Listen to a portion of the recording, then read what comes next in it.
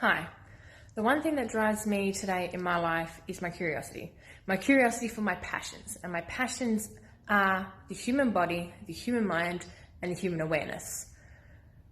I am forever reading books. I'm forever trying to learn new things and get myself out of my comfort zone in teaching myself new things. And I've got a couple of modalities under my belt. And when kinesiology came up, the energy felt right. Everything was just lining up like synchronicity. The universe has spoken. And I have to admit, Rani, you are one hell of a teacher. Your energy is massive, your knowledge is vast, and you actually accommodate for everyone who is different as a learner. I know I'm a particular learner. I'm a visual and a very hands-on. I have to watch you and then I have to copy you and then I get it. When I read it, it just sinks in that little bit better. When anyone was feeling flat, you pick us all back up and you went at a pace that everyone could work with.